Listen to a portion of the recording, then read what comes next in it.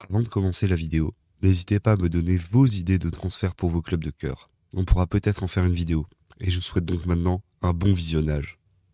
Après une saison marquée par les départs de joueurs historiques, mais aussi par les graves blessures de joueurs importants de l'effectif, le Racing Club de Lens est en train d'achever sa première saison post-francaise, et ne sera pas européen l'an prochain.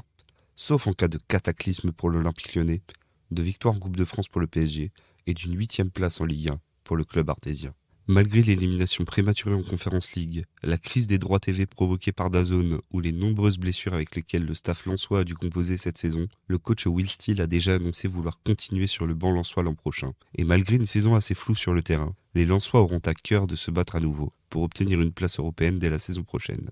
Pour cela, le club artésien va devoir s'activer sur le marché des transferts, afin de remplacer des cadres qui ne l'ont pas encore été, et afin d'anticiper le départ d'un joueur clé, qui devrait partir dans un très gros club cet été. Avant de démarrer, je vais partir du principe que Lens aura une enveloppe de 30 millions d'euros disponible pour les transferts avant toutes les possibles ventes. Et j'ajouterai après chaque départ 75% du montant de la vente au budget mercato. Sans plus tarder, démarrons tout de suite avec le poste de gardien de but. On commence par le plus simple, Denis Petric sera libre en fin de saison et il ne prolongera pas. Il n'a pas joué de la saison, il enchaîne des blessures au dos, je vois donc pas l'utilité de le garder au club. Dans un contexte très différent, Yannick Pandor sort lui d'une très belle saison en nationale avec Boulogne-sur-Mer. Il va sûrement être élu meilleur gardien du championnat et va jouer les barrages pour la Ligue 2.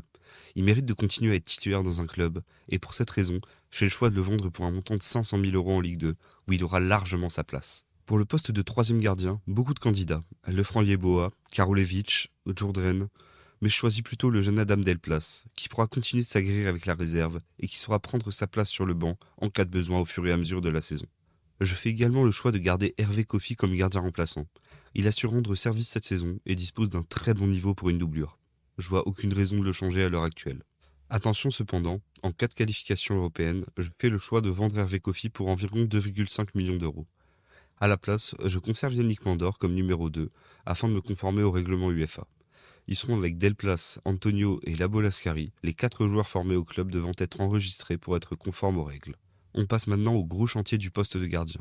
Je commence par une piste que j'adore avec Walter Benitez, le portier du PSV Eindhoven, qui sera libre le 30 juin, mais qui sera sûrement attiré par les pays du Golfe pour toucher un dernier gros contrat. Je fais ensuite le choix pouvant paraître surprenant d'aller chercher libre Mathieu Epolo, gardien du Standard de Liège en Belgique, que je choisis de maintenir en prêt pour une saison supplémentaire dans son club actuel. C'est un excellent gardien, avec un très gros potentiel qu'il doit encore affûter. Enfin, Will Steele a déjà annoncé des discussions contractuelles avec Mathieu Ryan, afin de prolonger son contrat qui expirera le 30 juin. J'en fais donc à nouveau mon gardien titulaire pour la saison prochaine. Il a prouvé qu'il avait largement le niveau pour être le dernier rempart de la muraille artésienne. On passe maintenant à la défense, en commençant par la défense centrale. Le gros point fort de Lens depuis la remontée en 2020, mais qui s'est retrouvé affaibli depuis janvier, et les départs de Kuzanov et Danso. Je vais commencer très rapidement avec Malang Sarr qui n'a absolument pas le niveau. Chaque match depuis janvier, il concède un penalty ou un but facilement évitable, donc je préfère stopper l'hémorragie, quitte à le libérer de sa dernière année de contrat. On reçoit une belle somme pour Kevin Danso, dont Tottenham va lever l'option d'achat de 25 millions d'euros. On lui souhaite une belle carrière en Première Ligue, et on le remercie également pour tout ce qu'il a pu apporter au club. On passe à un dossier brûlant, celui de Facundo Medina, légende du club qui a son bon de sortie pour cet été, et qui est pisté par des clubs d'un standing supérieur à celui du Racing. On lui souhaite la plus belle des carrières, et de confirmer tout ce qu'il a pu montrer chez nous, au plus haut niveau, tout en empochant 30 millions d'euros au passage.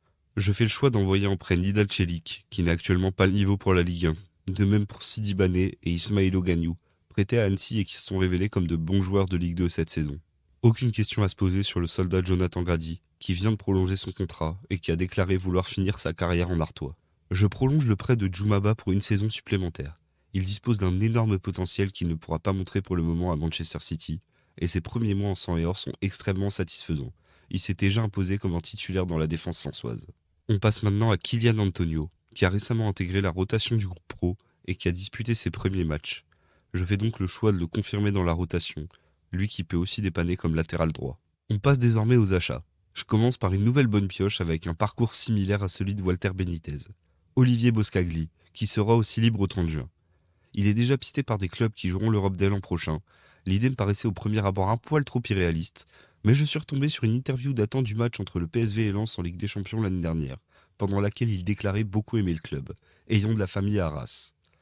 Je fais donc le choix de baser ma défense sur ce joueur, sur qui je mise beaucoup. J'avais également pensé à réactiver la piste Made in Frédéric Hébert en la personne d'Oumar Solé, qui revit cette saison sous les couleurs de l'Udinese qu'il a rejoint libre en janvier. En cas d'échec pour Boscagli, il faudrait se pencher dessus. Comme défenseur central de complément, je vais récupérer Montassar Talbi chez le promu Lorienté, pour un montant de 5 millions d'euros. Le solide défenseur tunisien m'a toujours fait très bonne impression en Ligue 1 et en Ligue 2. Il n'a raté que 3 matchs cette saison et est un membre important de la sélection tunisienne. C'est une bonne pioche à faire. Au poste de défenseur central gauche, je m'arrête sur Mika Marmol, capable aussi de jouer latéral gauche, très bon balle au pied, une excellente couverture de balle grâce à une grande pointe de vitesse. Il me semble être le remplaçant parfait à Facundo Medina. Le club de Las Palmas réclamerait environ 20 millions d'euros pour son défenseur. En cas d'échec dans ce dossier, Valentin Gomez de Vélez en Argentine me semble aussi être une bonne piste.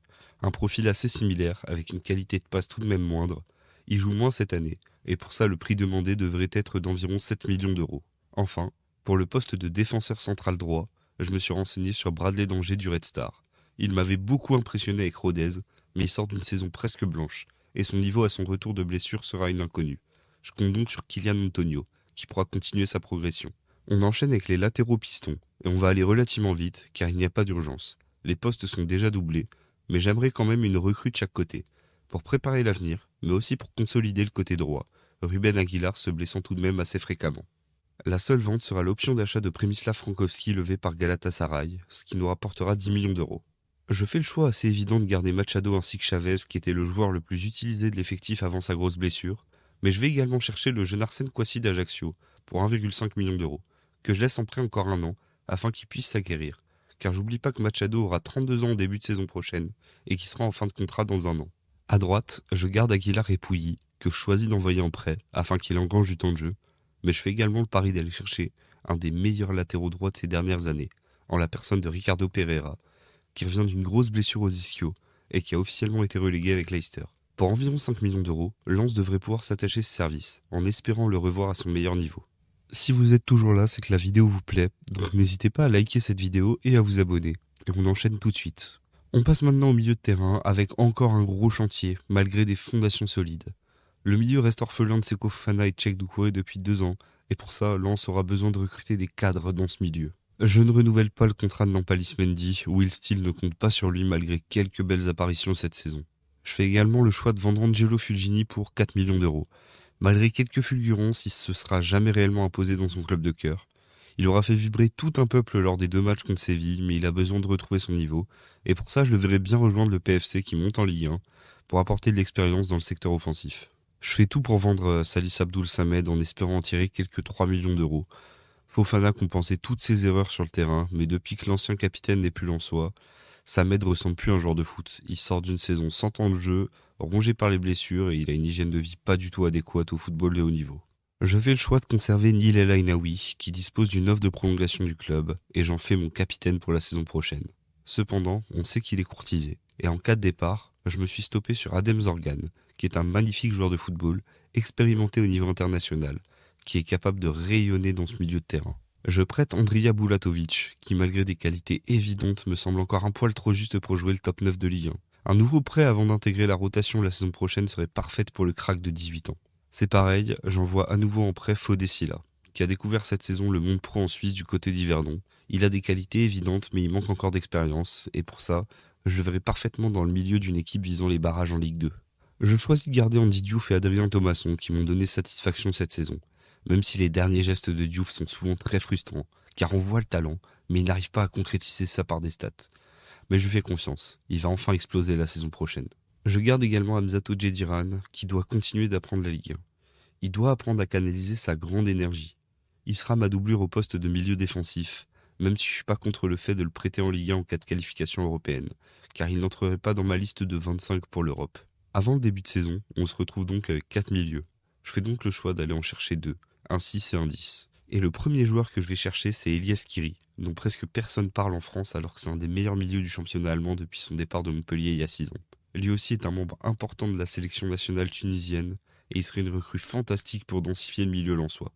J'en offrirai pas moins de 15 millions à Francfort. En cas d'échec, je me rabats sur un autre milieu, auteur d'une très belle saison en Bundesliga, la personne de Frank Onyeka, prêté cette saison à Augsbourg par Brentford. C'est un profil légèrement plus offensif que Skiri, mais qui garde un gros volume de jeu, et qui apporterait de la sérénité devant la défense.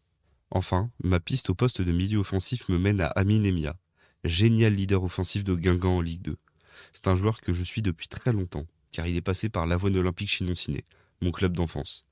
J'ai toujours eu un œil sur lui, et quel bonheur de l'avoir vu percer à Martigues et désormais à Guingamp. C'est un vrai canonnier qui marque souvent en dehors de la surface, et qui devrait pouvoir se négocier autour des 3 millions d'euros. Enfin, on passe à l'attaque, point qui a beaucoup pêché cette saison, et pour lequel un gros renouvellement sera nécessaire. Je ne lève évidemment pas l'option d'achat de Mbalanzola, beaucoup trop nonchalant, et pas dans les valeurs lensoises, malgré des stats très correctes cette saison. Je me sépare d'Anas Zarouri, qui n'a pas le football adapté au jeu lensois, malgré quelques très rares fulgurances, mais je l'imagine parfaitement rebondir en Espagne ou en Allemagne pour environ 5 millions d'euros. C'est la même chose pour Oscar Cortés, très gros potentiel mais qui ne s'adaptera sûrement pas au plan de jeu du coach. Une vente pour environ 5 millions d'euros me paraît assez cohérente, d'autant qu'on sait déjà qu'il y a des clubs intéressés. Malgré des infos assez floues, parfois contradictoires, il semblerait que Saint-Paoli ait levé l'option d'achat de Morgan Guilavogui. On récupère donc 3,5 millions d'euros pour lui, et on lui souhaite une bonne continuation. Finalement, je fais le choix de me séparer de Wesley Saïd. Malgré un énorme potentiel, les blessures gâchent son talent. Il met toujours beaucoup de temps à retrouver son football après chaque blessure, et à chaque fois qu'il a enfin retrouvé son football, il se reblesse. C'est un cercle vicieux que j'espère le voir casser dans un club qui pourra compter sur lui. On récupère encore 3 millions d'euros, et on lui souhaite une très belle fin de carrière. J'envoie en prêt Anthony Bermond, Gabin Capuano et Ryan Fofana, qui ont tous de belles choses à développer. Bermond sort d'ailleurs d'une très belle saison à Annecy en Ligue 2. Je garde Godwin Koyalipou qui montre de très belles choses depuis son arrivée et qui va monter en puissance avec une préparation complète, ainsi que Florian Sotoka, qui est l'âme de ce vestiaire et qui, malgré moins de temps de jeu à prévoir la saison prochaine et un niveau ayant sensiblement diminué depuis 2 ans, devrait finir sa carrière en Artois. Enfin, j'accueille avec grand plaisir le retour de blessure de Rémi Labolascari, qui montait énormément en puissance cette saison, qui était devenu le leader offensif avant sa blessure face à Montpellier, même si les stats le montraient pas forcément. J'étais juste derrière le but au moment de la faute qui n'a même pas été sanctionnée d'un pénalty pour Lens, et entre Anin, on a tous vu que sa saison était finie au moment de la faute. Mais ni Mathieu Vernis sur le terrain, ni Clément Turpin dans le camion VAR n'ont été capables de le voir. Les options d'achat de Martin Satriano et de Jérémy Agbonifo sont automatiquement levées, respectivement pour 5 et 7 millions d'euros. Le premier aura à cœur de se montrer après une saison blanche due aux blessures, malgré un très grand potentiel. Il a de quoi devenir le chouchou du public avec sa grinta, pendant qu'Agbonifo, lui, montre de belles séquences lors de ses entrées, un potentiel à confirmer. Ainsi, je me mets donc en quête d'un ailier gauche ainsi que d'un attaquant polyvalent, capable de jouer sur les ailes et dans l'axe. Pour l'ailier gauche, je me suis arrêté sur un nom classique de notre Ligue des Talents, en la personne de Moses Simon de Nantes. Il est de loin le meilleur joueur nantais des 10 dernières saisons, et il enchaîne les stats année après année. Je pose sans aucune hésitation les 16 millions demandés pour lui. Si ce transfert n'aboutit pas, je me rabats sur Denis Bouanga, qui a toujours gardé un œil sur le RC Lens et qui ne serait pas contre le fait de revenir en France. Un chèque de 8 millions d'euros devrait être suffisant pour le voir quitter Los Angeles. Ma dernière option au poste d'ailier gauche mènerait à Yann Gbo de Toulouse, qui est un joueur d'un grand talent et qui manque cependant encore d'un peu de régularité. Faudrait débourser 10 millions d'euros pour le sortir de Toulouse. Enfin, pour le poste d'attaquant polyvalent, ma toute première piste était Armand Lorienté, l'ancien Lorienté spécialiste des contrôles orientés. Auteur d'une saison exceptionnelle en Série B avec Sassuolo, le club italien demandait 18 millions d'euros l'année dernière. Cette saison, ils en demanderont donc pas moins de 25. Je passe donc rapidement sur 2 autres pistes que je préfère exclure d'office. Ça me semble impossible de voir un transfert sec pour Wilson Odobert ou pour Amin Ali, en manque de temps de jeu à Tottenham et à Leverkusen. Les deux ne partiraient de toute façon pas pour moins de 22 millions d'euros. Une autre piste remontant à l'année dernière, initiée par Jean-Louis Leca, celle menant à Florian Thauvin, en fin de contrat à l'Udinese. Il semble intéressé par le projet lensois et apporterait de la profondeur et de l'expérience à notre attaque, en plus d'avoir un des joueurs les plus haïs par les voisins lillois, ce qui est non négligeable. Mais je fais cependant le choix d'aller chercher Gaëtan Perrin à Auxerre pour un montant de 7 millions d'euros. Il sort d'une excellente saison avec la JA, 10 buts et 10 passes D en 33 matchs. Il a récemment refusé une prolongation de contrat, et à 1 an de la fin de son contrat, Auxerre sera obligé de le vendre pour toucher un peu d'argent. Voilà donc le récapitulatif de tous les mouvements que j'effectue dans ce mercato idéal. 14 ventes pour 12 achats, 11 départs en prêt. Vous pouvez faire pause pour voir les détails.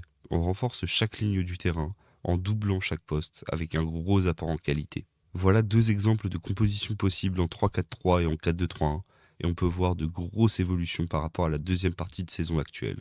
C'est désormais la fin de cette vidéo. Merci à tous ceux qui m'auront écouté jusqu'au bout. Un grand merci à ceux qui vont liker la vidéo et qui vont s'abonner à la chaîne. N'hésitez pas à me proposer vos pistes pour le Racing Club de Lens version 2025-2026 en commentaire. Je serais ravi de découvrir vos avis sur des joueurs sur lesquels je ne me suis pas arrêté, comme un Mathias Pereira Lage, un Mario Pasalic ou un Serge Aurier. Sur ce, je vous souhaite une agréable fin de journée et je vous donne rendez-vous la prochaine fois. Salut!